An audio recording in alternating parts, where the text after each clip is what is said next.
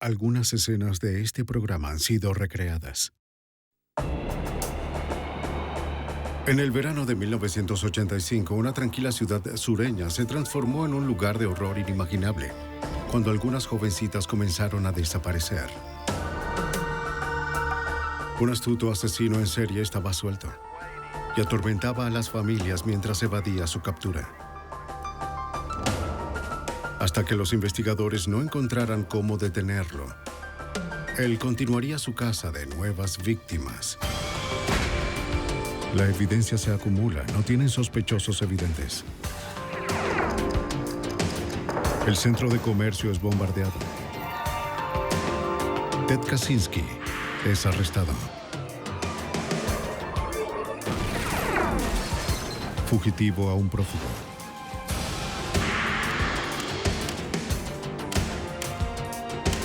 Los archivos del FBI.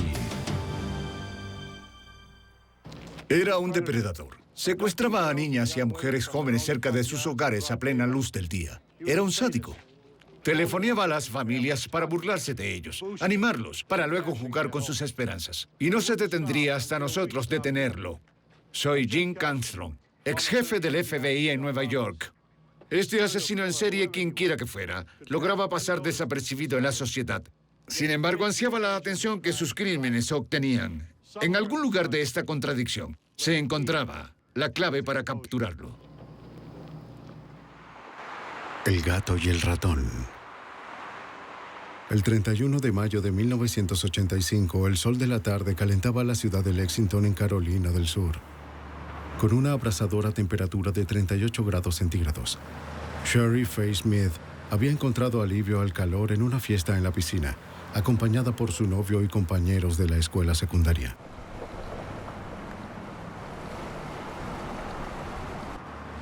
Ella disfrutaba de los días sin preocupaciones, entre sus exámenes finales y su graduación. Todo el verano y el resto de su vida esperaban por esta joven entusiasta de 17 años.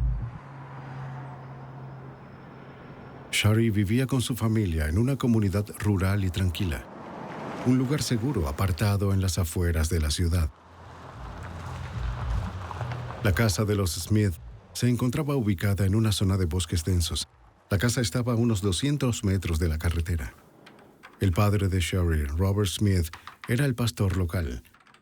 Ese viernes por la tarde trabajaba en su casa, en su oficina del segundo piso.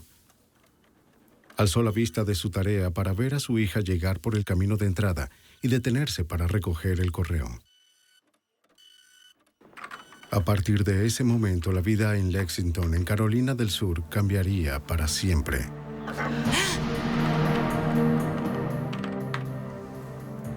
Esperando que Sherry entrara a la casa, el señor Smith volvió a mirar por la ventana. Se percató de que su auto permanecía cerca del buzón, pero ella no estaba a la vista. Inmediatamente sintió que sucedía algo extraño. Él decidió salir a comprobar qué pasaba. Shari padecía de diabetes. Si su azúcar en la sangre estuviera fuera de balance, podría desorientarse o desmayarse.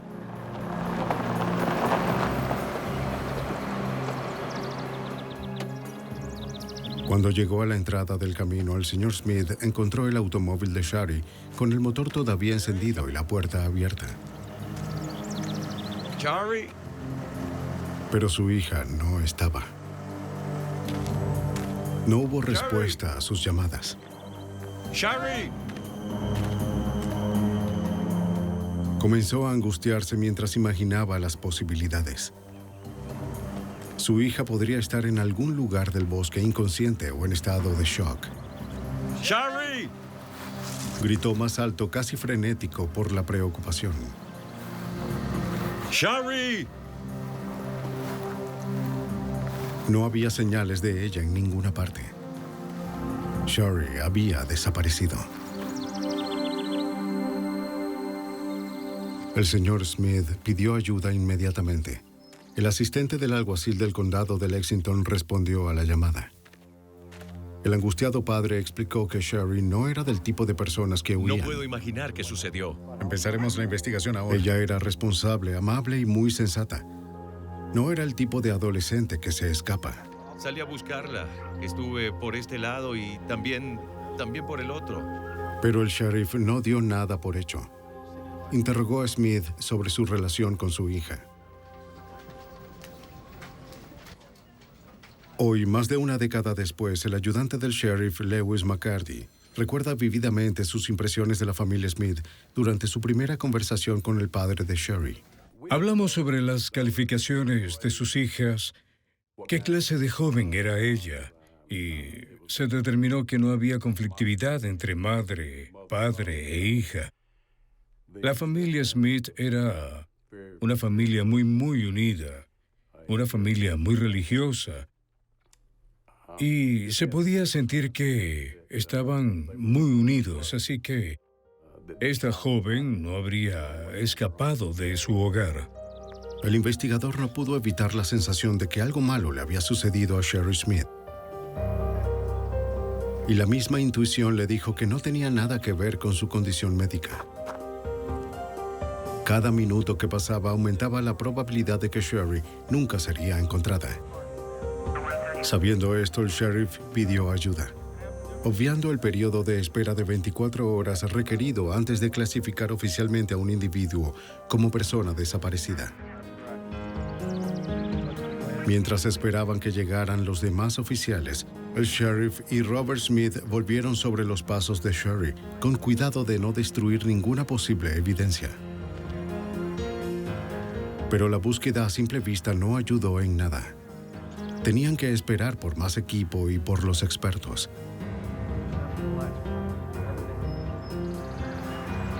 En pocos minutos, los oficiales de la División de Aplicación de la Ley de Carolina del Sur, conocidos como SLED, llegaron a la casa Smith. Los investigadores peinaron la escena, buscando huellas de neumáticos, pisadas o huellas dactilares, y no encontraron nada. Sabiendo que las próximas horas eran críticas, las autoridades reunieron un grupo de trabajo y organizaron una búsqueda masiva en el terreno. La posibilidad de un secuestro provocó una respuesta rápida. Crímenes como este simplemente no sucedían aquí. Los condados circundantes enviaron a todos los oficiales disponibles para ayudar.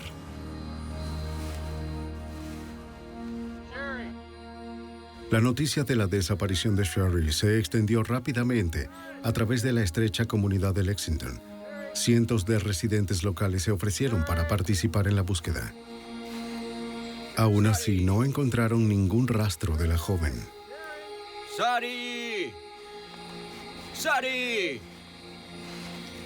Aunque no había evidencia directa de que se hubiera cometido un delito federal, los investigadores estatales recurrieron a la experiencia del FBI.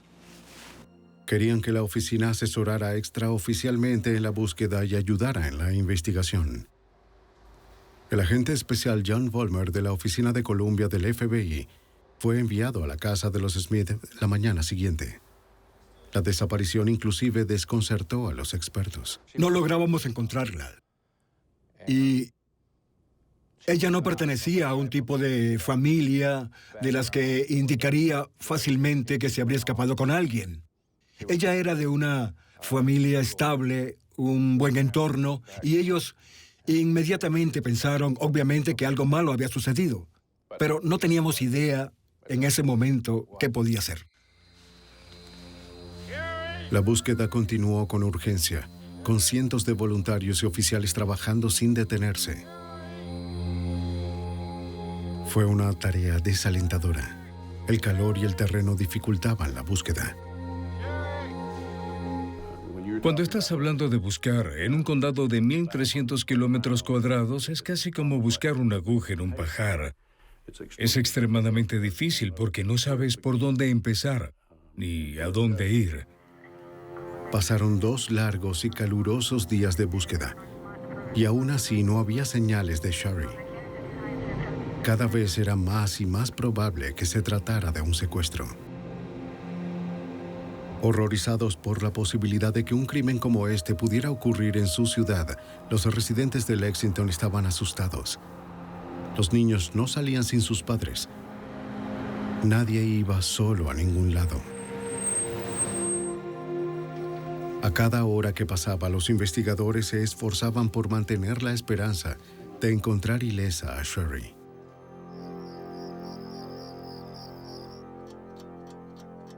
El 3 de junio, 3 días después de la desaparición de Sherry Fay, alrededor de las 2:30 de la madrugada, una llamada interrumpió el sueño inquieto de los Smith.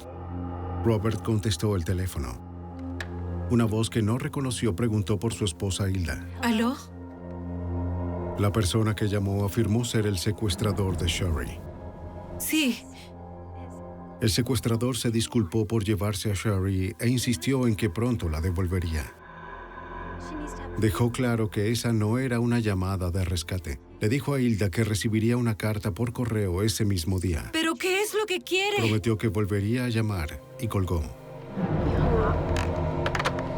Aunque el teléfono ya había sido configurado, la llamada fue demasiado corta para obtener un seguimiento. Los oficiales de SLED que estaban en la casa de los Smith llamaron inmediatamente al agente Vollmer. Realmente no estaba claro si ella estaba viva o muerta. La persona que llamaba indicaba que estaba viva y que él la iba a devolver a salvo. Y creo que en ese momento todos tenían la esperanza de que él era sincero y de que en realidad ella no estaba muerta y sería devuelta a su hogar y familia. Una carta que con suerte contenía pistas sobre el paradero de Sherry sería un alivio bienvenido, pero primero tenían que averiguar si la carta prometida por quien llamaba realmente existía. Sin perder tiempo, despertaron al jefe de correos de la ciudad y le ordenaron que abriera la oficina de correos antes del amanecer. Y enseguida comenzaron a trabajar revisando carta por carta todo el lote de correo saliente.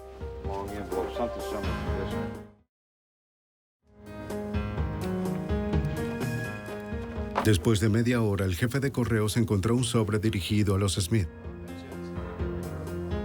Con cuidado, lo metieron en una bolsa de pruebas y lo enviaron a los laboratorios forenses de SLED para su análisis. Dentro del sobre, los examinadores encontraron una carta de 2 páginas escrita en papel legal amarillo. Su emoción se convirtió en horror cuando comenzaron a leer la carta. Se titulaba Última Voluntad y Testamento. Comenzaba: Te amo, mamá, papá, Robert, Dawn y Richard, y a todos los demás, y a todos mis amigos y parientes. Mis pensamientos siempre estarán con ustedes. Ataúd cerrado. Lo siento si alguna vez los decepcioné de alguna manera. Solo quería hacerles sentir orgullosos de mí porque siempre he estado orgullosa de mi familia. La carta terminaba con: Todo mi amor siempre. Sharon, Sherry Fay Smith. Con la ayuda de la familia Smith, los investigadores confirmaron que la escritura era de Sherry.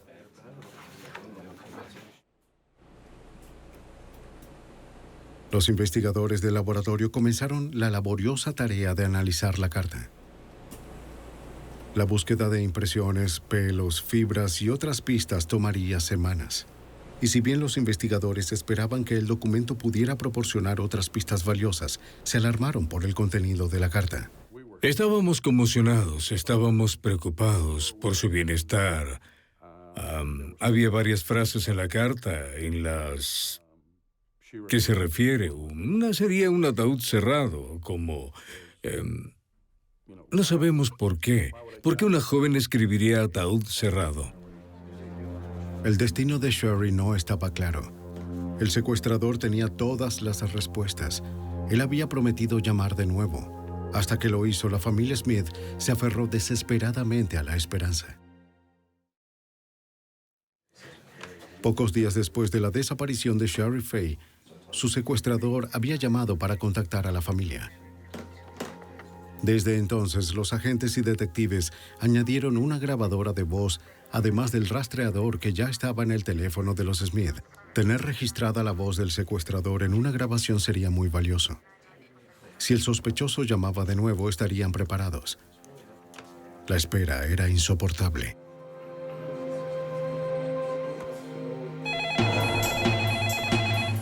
A las 8 en punto de la tarde del 3 de junio sonó el teléfono.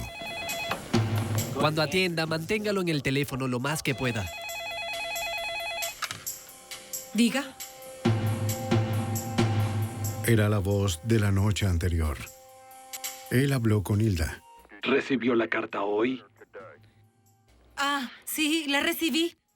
Bien, entonces ahora sabe que esto no es una llamada falsa. Sí, ya lo sé. Bien, escucha con atención. Tengo que darme prisa. Sé que nos están rastreando la llamada. Pero, ¿Shari está con usted? Shari ahora es parte de mí físicamente, mentalmente, emocionalmente, espiritualmente. Nuestras almas son una ahora. ¿Tu alma ahora es una con Shari? Sí, estamos tratando de resolver eso, así que por favor hagan lo que les digo. El rastreo había sido exitoso. Adelante, ya lo captamos. El sospechoso había llamado desde una cabina telefónica a 32 kilómetros de distancia de la casa de los Smith. Una red de alguaciles del sheriff, apostados en el área, se apresuraron para llegar al sitio, esperando atrapar a la persona que aún llamaba por teléfono. Pero cuando llegaron, lo único que encontraron fue un teléfono colgando del gancho. Detengan a cualquiera cerca del área. Ahora mismo. Se había escapado sin dejar ningún rastro, ni siquiera huellas dactilares. La hermana mayor de Shari, Dawn, recuerda la angustiosa incertidumbre. Yo no entendía lo que estaba pasando en ese momento. No entendí que él era una persona muy enferma. Nunca había tratado con alguien así en mi vida. Pero realmente creí que él le estaba cuidando y que tenía que haber alguna razón para explicar su locura al secuestrar a Sari. En la superficie, las conversaciones telefónicas del secuestrador no revelaron nada sobre el paradero de Shari. Sin embargo, para el FBI, las llamadas telefónicas dieron una primera visión del interior de la mente de este retorcido depredador. Dependía ahora de los analistas del FBI en la Unidad de Apoyo Investigativo en Quantico, Virginia, penetrar en la mente de este criminal.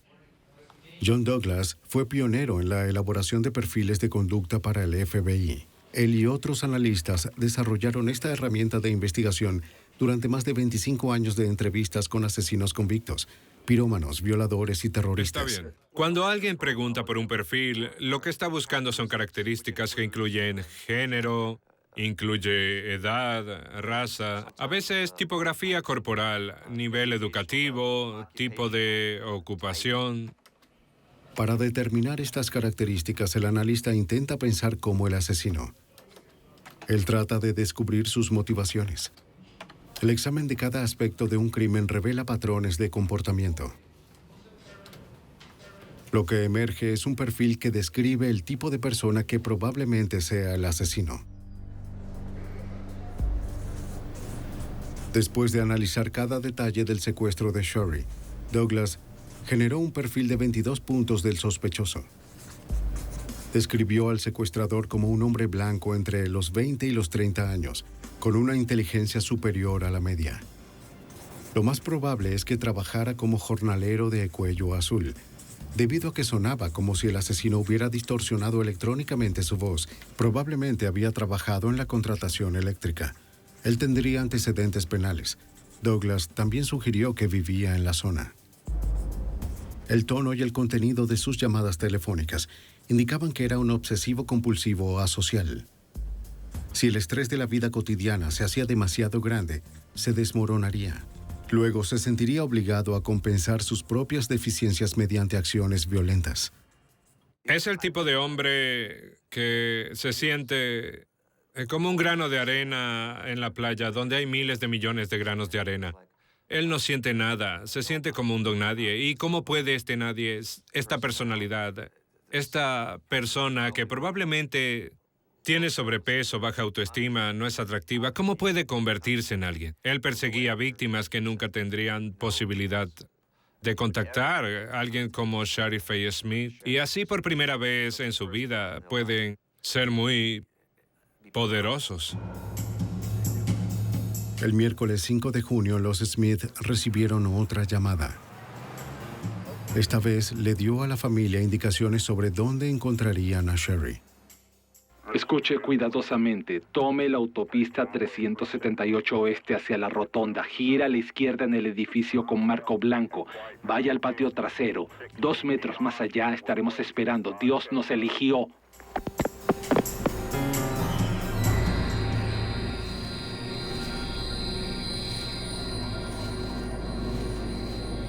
Los investigadores corrieron a la ubicación con la esperanza de encontrarla todavía con vida.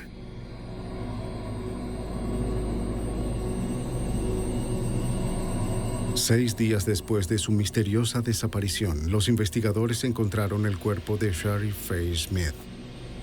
Cuando la familia Smith recibió la llamada de la ubicación del cuerpo, fuimos inmediatamente allí y nuestros peores temores se hicieron realidad. El cuerpo de Shari había sido dejado en los bosques del condado de Saluda, a unos 17 kilómetros de la casa de la que desapareció. Su secuestrador ahora era buscado por asesinato en primer grado. Una semana de calor a 38 grados centígrados había pasado factura. El avanzado estado de descomposición del cuerpo funcionó a favor del asesino. El médico forense no pudo determinar la causa exacta ni el momento de la muerte. Para John Douglas, la ubicación y el estado de la escena del crimen proporcionaron una mayor comprensión de la mente del sospechoso. Él tenía algo de sofisticación criminal, porque creo que eso lo hizo esperar. Esperó a que entrara en etapas avanzadas de descomposición, lo que dificultaría a las fuerzas del orden público determinar la causa y el método de la muerte en este estado de descomposición. La confirmación del asesinato de Shari devastó a la comunidad de Lexington. Ese sábado, una multitud de 1,000 personas asistió a un funeral en la primera iglesia bautista de la ciudad. Esa noche, después del funeral de Shari, el asesino no pudo resistirse a infligir más tormento. ¿Aló? ¿Puedo hablar con la señora Smith? Beverly, la tía de Shari, atendió el teléfono. Lo siento, pero ella tampoco está aquí. Beverly lo entretuvo, esperando ganar un tiempo valioso para el rastreo de la llamada. Tendré que cortar si no puedo hablar con ella. Pero el secuestrador amenazó con colgar si no podía hablar inmediatamente con Dawn. ¿Hola? Este asunto se me fue de las manos. Todo lo que quería era hacerle el amor a Dawn. Le había estado siguiendo por un par de... ¿A quién? Lo siento por Shari. Dawn, le pido a ti y a tu familia que me perdonen. Cuando mataste a Shari, ¿estaba en paz? ¿Ella no tenía miedo o algo? No lo tenía, ella estaba en paz. Ella sabía que Dios estaba con ella y que ella se convertiría en un ángel. Abrumada por el dolor, la madre de Shari insistió en hablar con el asesino de su hija. ¿Usted dijo que la iba a matar? Sí, y le di a elegir su muerte, y ella prefirió ser asfixiada. Dios santo, ¿cómo pudo hacer eso? No escapó a la atención del FBI y los investigadores locales que el asesino había usado erróneamente el nombre de Dawn cuando habló con Shari. Se prepararon para la posibilidad de que este asesino pudiera dirigir su obsesión asesina hacia Dawn.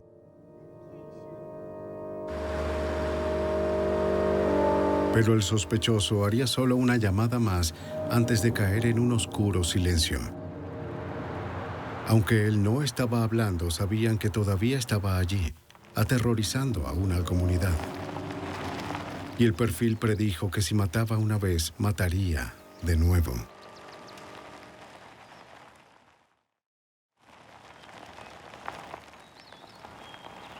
En junio de 1985, los investigadores del FBI continuaban tras la casa del secuestrador y asesino de Shari Smith, de 17 años.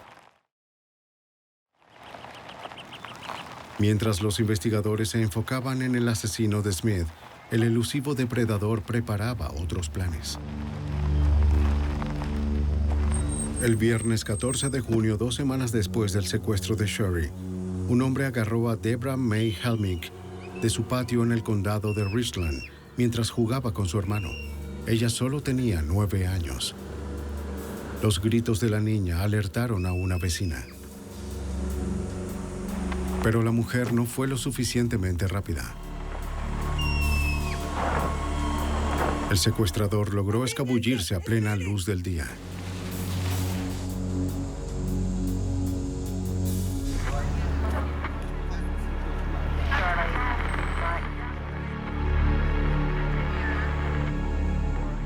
La vecina de los Helmick solo podía proporcionar información vaga.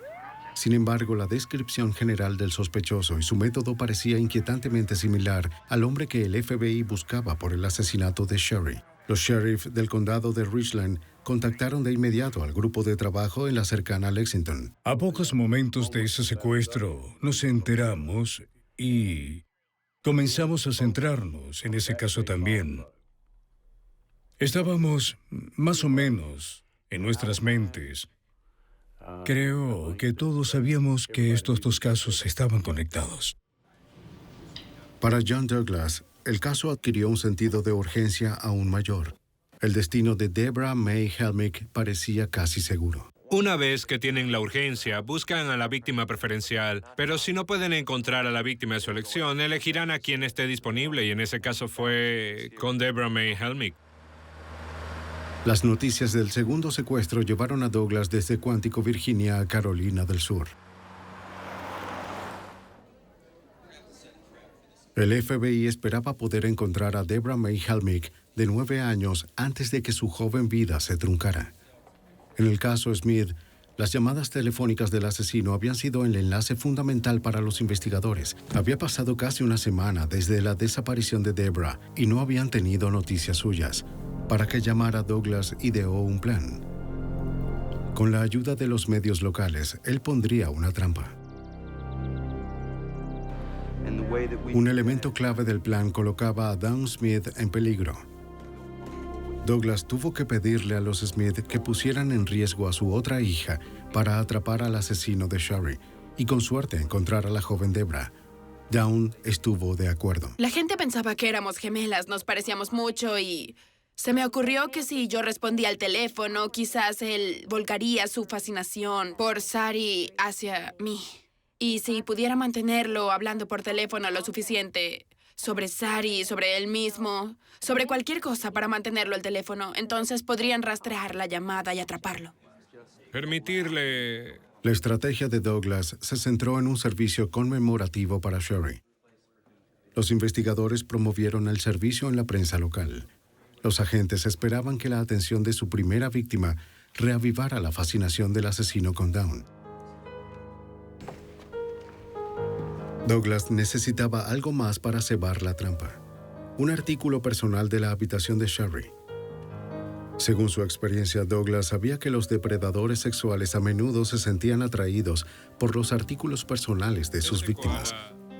Quieren elementos que puedan conservar, incluso mostrar como trofeos. Él se fijó en el oso koala.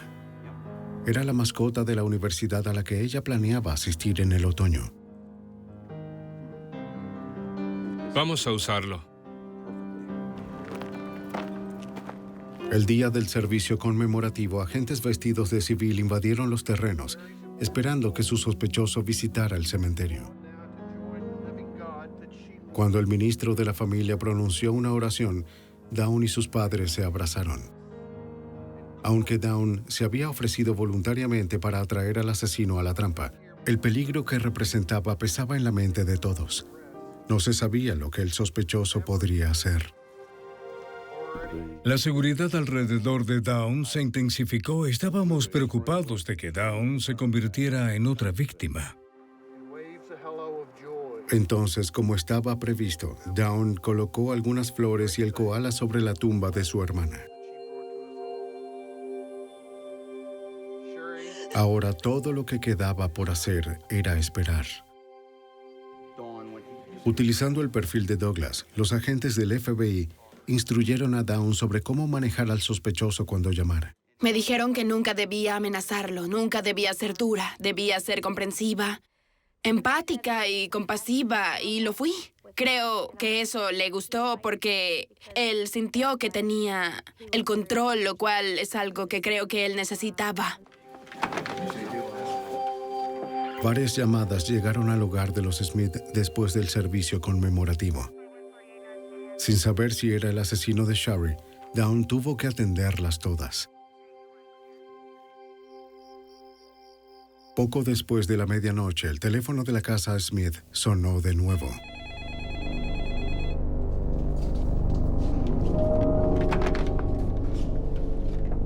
Diga.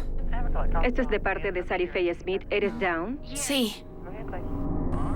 Como Douglas había esperado, el culpable mordió el anzuelo. Y como se anticipó, el asesino había enfocado su atención en Dawn. No puedes estar protegida todo el tiempo. Le dejó en claro que ella sería su próxima víctima.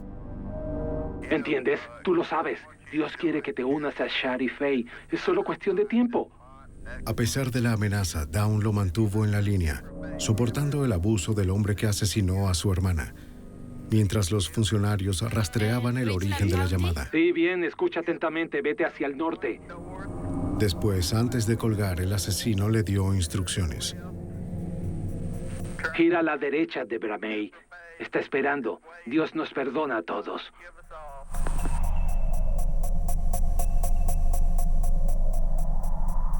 El agente especial John Vollmer temía que el asesino no se detuviera allí.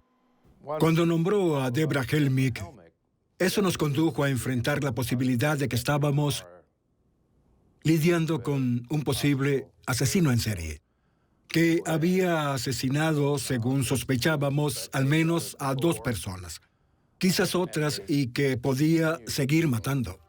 ¿A qué hora? A pesar del éxito de Douglas en lograr que el sospechoso llamara, nadie había anticipado qué tan lejos iría el asesino para evitar ser detectado.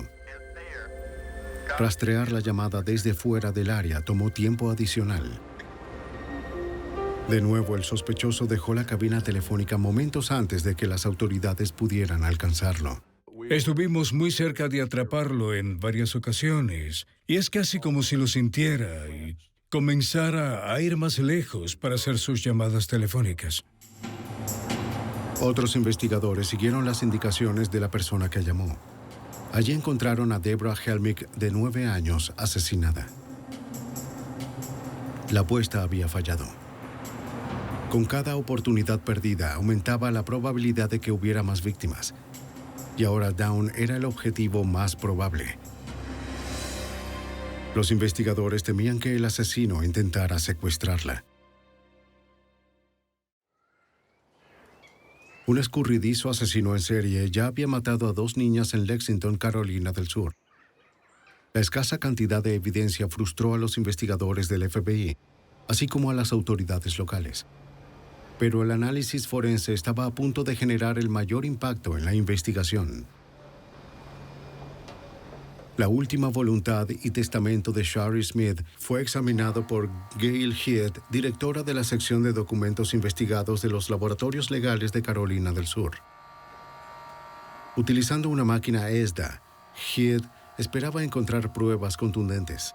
El ESDA, un acrónimo para equipos de detección electroestáticos, puede captar imágenes que son invisibles a simple vista. Funciona según el principio opuesto de una imprenta. En lugar de recubrir letras levantadas con tinta para crear una imagen, ESDA rellena las marcas en el documento en cuestión con grafito. Cuando una película de imagen se estira sobre el documento como el celofán, aparece una imagen legible. Después de horas de examinar el documento, Head encontró la marca de una escritura. Parecía ser un número de teléfono y un nombre. Un nombre particular y el número de teléfono en cuestión nos permitieron mostrar todo el código de área, los 3 primeros números del prefijo, los siguientes 2 números, el tercer número del que no estábamos seguros y luego tuvimos el 4º número. El nombre en la hoja era Joe. Del código de área, los investigadores determinaron que el número era de Alabama. Para completar el dígito que faltaba, los investigadores llamaron a cada combinación del número de teléfono, hasta que llegaron a una selección que tenía el mismo nombre que se encontraba marcado en la hoja. Finalmente consiguieron una coincidencia. El número pertenecía a un hombre llamado Joe Shepard. Los investigadores examinaron sus registros telefónicos. Descubrieron que había recibido una llamada de una dirección a las afueras de Lexington, en Lake Murray, Carolina del Sur. Cualquiera de estas direcciones podría pertenecer al asesino. Respaldados por el perfil del FBI, la policía local visitó la dirección de Alabama. Buenas tardes, ¿es usted Joe Shepard? Interrogaron a Joe Shepard. No coincidía con el perfil del asesino. A pesar de que no era sospechoso, aún podría ser un vínculo importante con el asesino. La policía tuvo que averiguar la conexión entre él y la llamada telefónica de Lake Murray, Carolina del Sur. Shepard explicó que provenía de la casa de sus padres. Los oficiales de Carolina del Sur verificaron que la dirección pertenecía a los padres de Joe Shepard, Ellis y Sharon Shepard.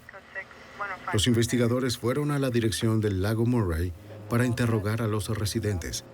La casa estaba a solo 2 millas del lugar donde la policía encontró el cuerpo de Deborah Helmick, de 9 años. Descubrieron que Ellis trabajaba como electricista en la construcción de viviendas. Era una profesión predicha por el perfil del FBI.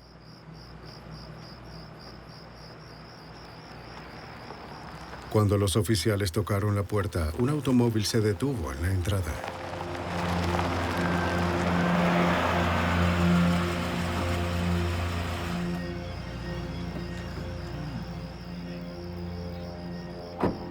¿Puedo ayudarlos? Cuando los investigadores conocieron a los Shepard, inmediatamente sintieron que habían llegado a otro callejón sin salida. Además de la profesión de Ellis Shepard, nada más parecía encajar en el perfil. De todos modos, los interrogaron. Los Shepard les dijeron que habían regresado recientemente de un viaje de 6 semanas. Los oficiales casualmente preguntaron si la pareja sabía sobre los asesinatos de Smith y Helmick. Con cada pregunta, la policía notó que la señora Shepard estaba cada vez más preocupada. Los Shepard estaban comenzando a sospechar del cuidador de su casa, Larry Gene Bell. Cuando describieron a Bell, los elementos del perfil encajaron en su sitio. Era un hombre blanco de unos 30 años que vivía con sus padres. A veces ayudaba a Ellis en la construcción de viviendas. Justo días antes, cuando los Shepard regresaron de las vacaciones, Bell los recogió del aeropuerto. Habló extensamente con los Shepard sobre los casos. Estaba siguiendo de cerca las noticias de los asesinatos.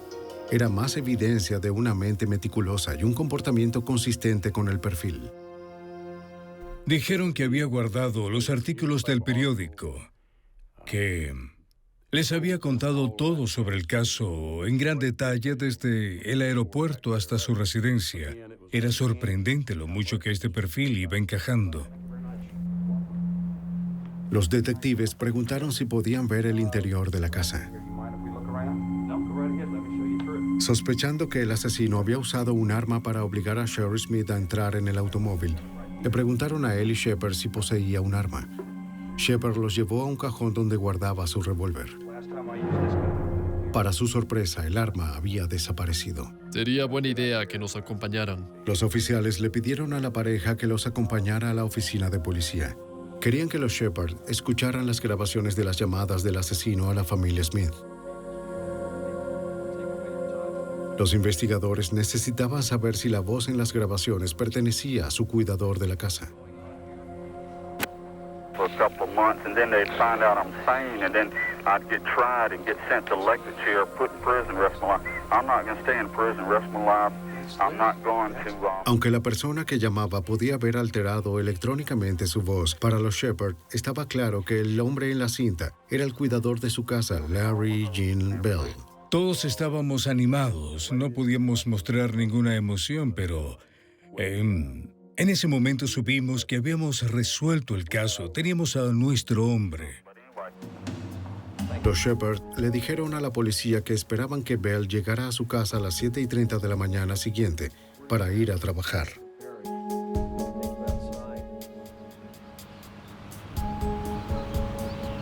Los investigadores vigilaron la residencia de Bell. Esta vez no había forma de que eludiera la captura.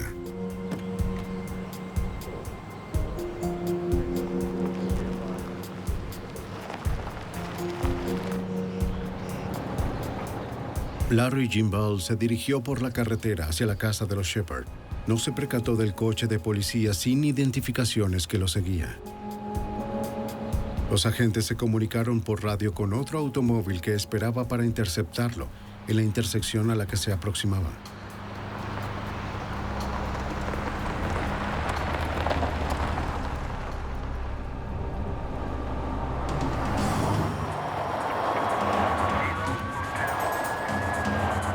El 26 de junio de 1985 a las 7:19 de la mañana, los investigadores finalmente atraparon al escurridizo Larry Jim Bell. Esta vez fueron los investigadores quienes estuvieron un paso adelante. Bell fue arrestado sin resistencia y llevado a la oficina de policía para ser interrogado.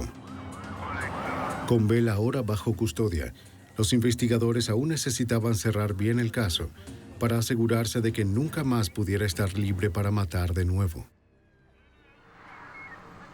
Combinando contundentes pruebas forenses con el perfil del FBI, la policía de Carolina del Sur arrestó a Larry Jim Bell por sospechas de secuestro y asesinato. Pero ahora tenían que demostrar sin lugar a dudas que él era el asesino de Shari Smith y Deborah May Helmick. Quedó en manos del abogado del condado de Lexington, Donald Myers, presentar el caso. Como fiscal de carrera, Myers estaba decidido a condenar al asesino que se había burlado tan horriblemente de la familia de su víctima. No me gusta Larry Jim Bell. Incluso antes de conocerlo. Y sabía que probablemente este sería el caso más publicitado que tendríamos. El más publicitado en Carolina del Sur hasta ese momento. Y me comprometí a ir tras él con todo lo que tenía. Aunque había evidencia poderosa contra Bell, esta era solo circunstancial. Aún así, en el estado de Carolina del Sur, una confesión podría garantizar la sentencia máxima. Myers quería asegurarse de que Bell nunca pudiera quitar otra vida. Él quería una confesión. Nuevamente llamaron al FBI por ayuda. Ellos recomendaron preparar un interrogatorio que provocase una declaración autoinculpatoria. Por ejemplo, un mapa que muestra dónde se hicieron las llamadas, algunas fotos de la víctima, para que mientras mire alrededor de la habitación, recuerde a la víctima. Podemos colocar tarjetas de huellas dactilares sobre la mesa, poner cuadernos o archivos que tengan su nombre en ellos, todo para hacerle pensar que obviamente lo tenemos cercado, que tenemos pruebas contra él. Él podría creer que lo tenemos y rendirse. Mientras los oficiales se preparaban para interrogar a Bell, otros detectives obtuvieron una orden de allanamiento de la casa de los Shepard. Durante las siguientes 12 horas, el equipo forense peinó cada centímetro cuadrado de la casa en busca de cualquier cosa que conectara firmemente a Bell con los crímenes. Como el perfil predijo, la casa estaba en perfecto orden. Fue meticulosamente limpiada, aspirada y desempolvada. Particularmente en la habitación donde Larry Bell se había estado quedando. Pero debajo de la superficie ordenada, el equipo descubrió evidencia de su desviación. Las pulcras sábanas de la cama ocultaban un delgado y sucio colchón, y debajo yacía una revista porno y un revólver .38 que coincidía con la descripción del que le faltaba al señor Shepard.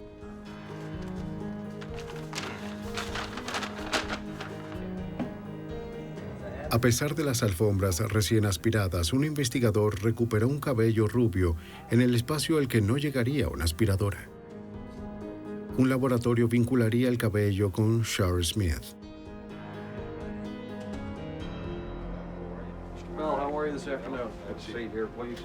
Mientras los investigadores continuaron la búsqueda de pruebas en la casa de los Shepard, los detectives en el interrogatorio llevaron a cabo la estrategia del FBI. Primero se aseguraron de que Bell estuviera cómodo.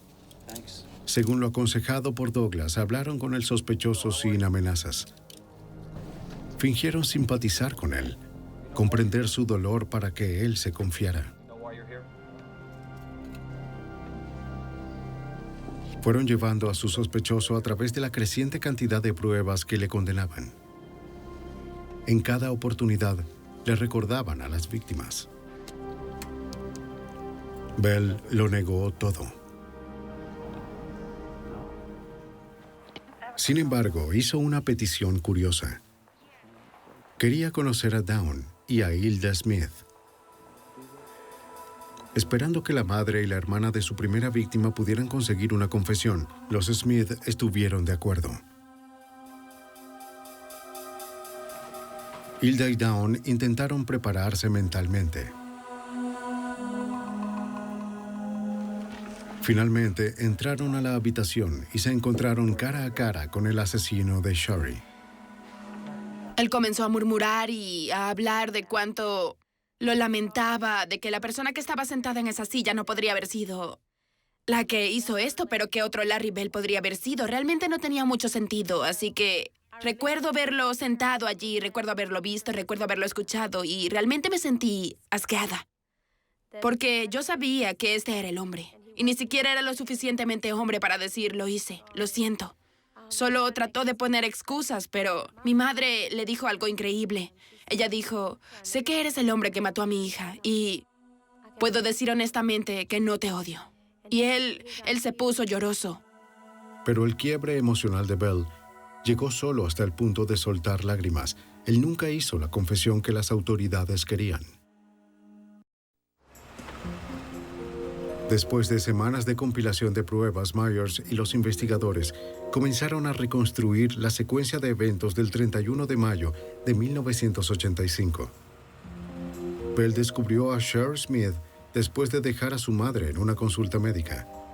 Algo en la joven desencadenó sus ansias libidinosas.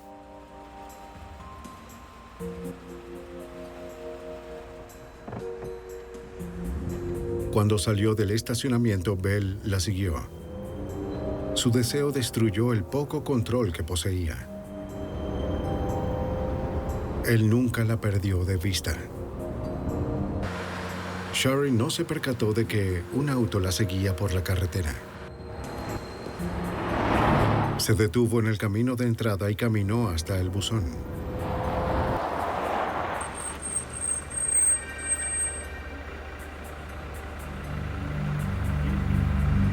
Bell no perdió el tiempo. Tomó a Sherry completamente por sorpresa. ¡Vamos,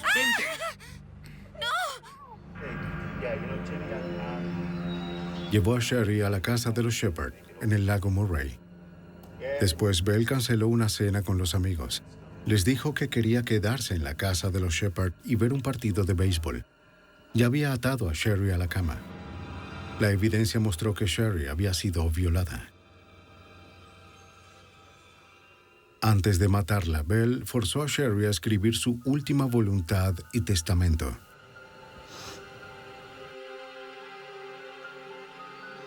Doce horas después de su desaparición, él le cubrió la boca con cinta adhesiva y la sofocó. Los investigadores concluyeron que ella estaba muerta a las 4:58 de la mañana, la hora en que Bell afirmó que sus almas se volvieron una. Les tomó menos de una hora a 12 habitantes de Carolina del Sur encontrar a Bell culpable de asesinato en primer grado. Myers procesó a Bell en un juicio separado por el asesinato de Deborah May Helmick, de 9 años. Lo encontraron culpable por segunda vez.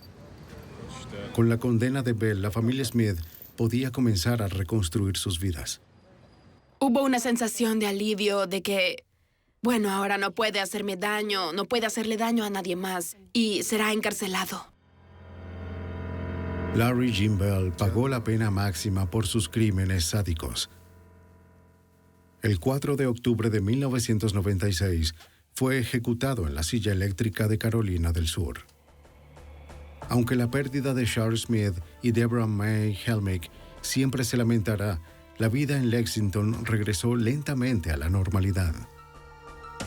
Con habilidad y determinación, la División de Aplicación de la Ley SLED de Carolina del Sur y el FBI le pusieron fin a la aflicción de un pueblo al acabar con el juego mortal del gato y el ratón.